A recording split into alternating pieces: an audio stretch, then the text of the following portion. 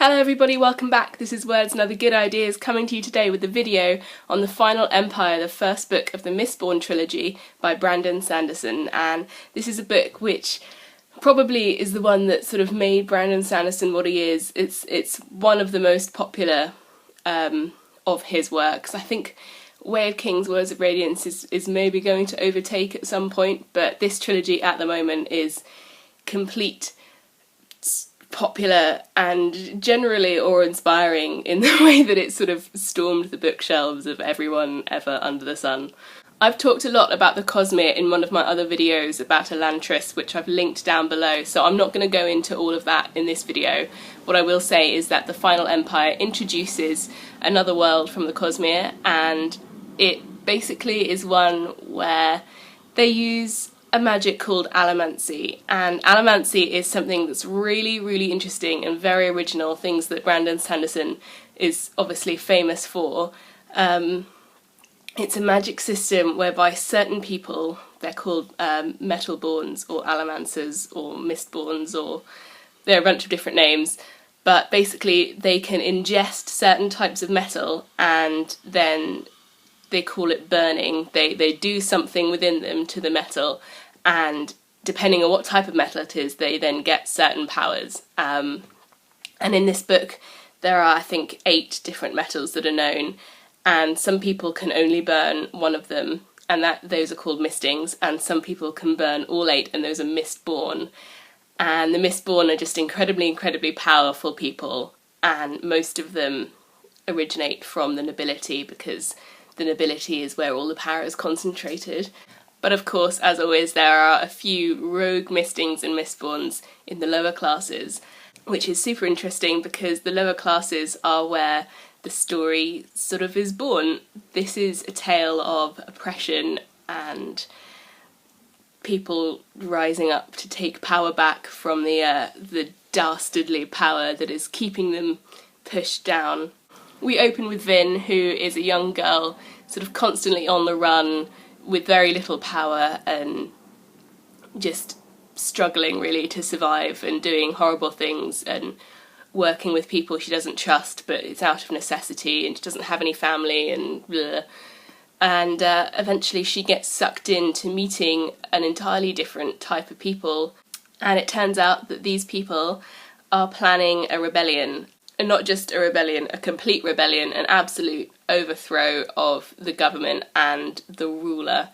And this is even more so than it usually is. This is a big thing to be undertaking. It's called the Final Empire for a reason.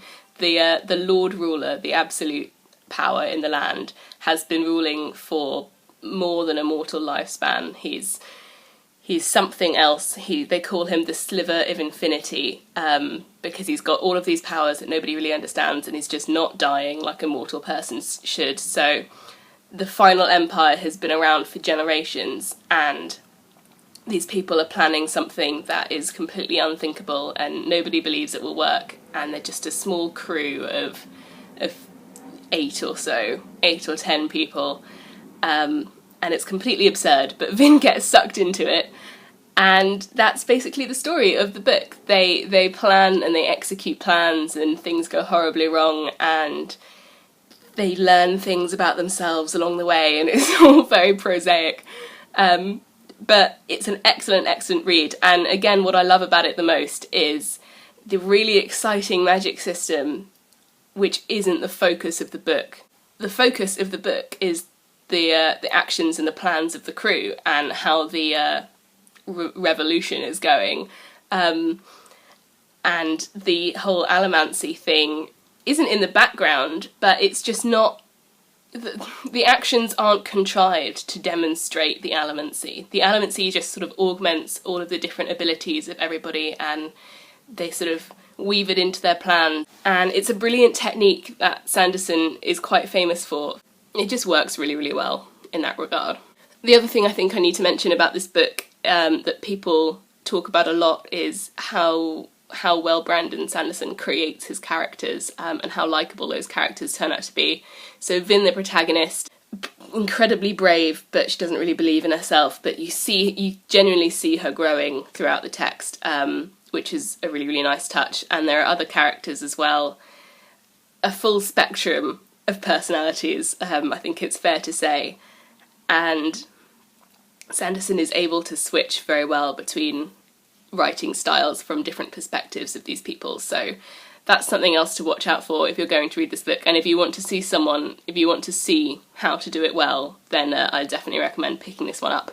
I'm going to give it 8 out of 10. If you haven't read Brandon Sanderson, then, you know, this is the popular choice, the one that everyone else would recommend you pick up.